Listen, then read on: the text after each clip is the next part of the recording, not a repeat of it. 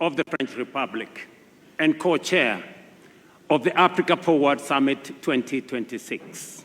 Excellencies, heads of state and government, honorable ministers, captains of industry, distinguished delegates, ladies and gentlemen, it is a profound honor and privilege to welcome you to the Africa Forward Summit 2026 here in Nairobi, Kenya, the cradle of humankind, the birthplace of our shared human history, and the origin of wonder. Wherever you come from, you are not merely visiting. You are returning to the very beginnings of humanity. And so, with warmth, friendship, and pride, I say to you all, welcome home. Bienvenue chez vous, karibuni nyumbani. We gather, ladies and gentlemen, at a profound, consequential moment in global affairs.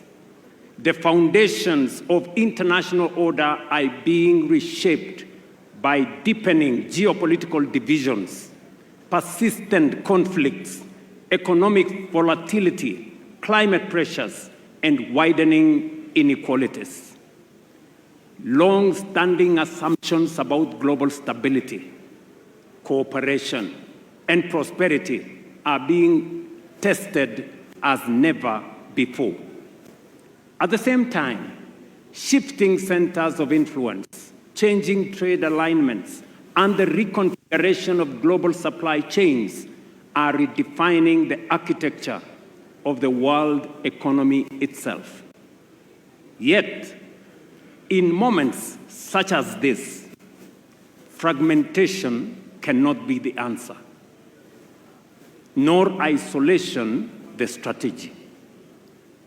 The times before us demand stronger cooperation, renewed multilateralism, and partnerships grounded not on hierarchy, but in sovereign equality, mutual respect, and shared responsibility. It is not how we do it. It is in that spirit that we convene this summit, grounded in our shared conviction that enduring partnerships must not be built on dependency, but on sovereign equality, not on aid or charity, but on mutually beneficial investments, and not on extraction or exploitation, but on win-win engagements. Excellencies, ladies and gentlemen, Africa and France have a unique opportunity to forge a forward-looking partnership that delivers shared progress while advancing Africa's long-term economic transformation. Africa approaches this summit not from the margins of global affairs, but as a strategic actor in its own right, endowed with vast natural resources, expanding markets, and one of the greatest reservoirs of youthful talent and innovation anywhere in the world today. We all know by the year 2050, 1 in every 4 people on earth will be African. That reality alone will shape the future of labor, will shape the future of markets, urbanization, energy demand, and global economic growth. Over the course of this summit, our deliberations will focus on priorities fundamental to Africa's development trajectory and long-term prosperity.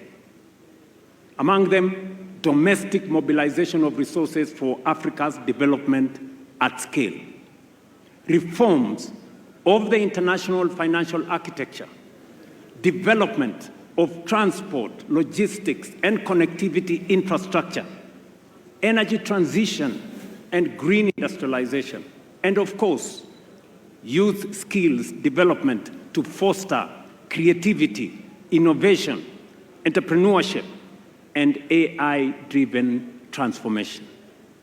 First, we must confront with honesty and urgency the question of how Africa finances its own transformation. The era in which Africa's development was principally framed through aid, dependency, and unsustainable borrowing must give way to a new paradigm grounded in investment, innovation, domestic resource mobilization, and strategic partnerships built on sovereign equality and mutual benefit. Because Africa is not part of the global problem, Africa is in fact the solution to the global challenges that exist today, including those of Africa.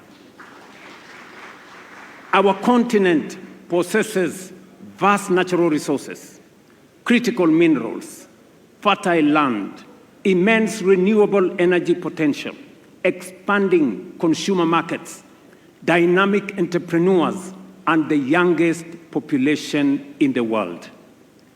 What Africa requires today, friends, is not charity, but investments, not extraction, but value creation, not dependency, but mutually beneficial partnerships capable of unlocking shared prosperity. That is the essence of the Africa Forward Summit.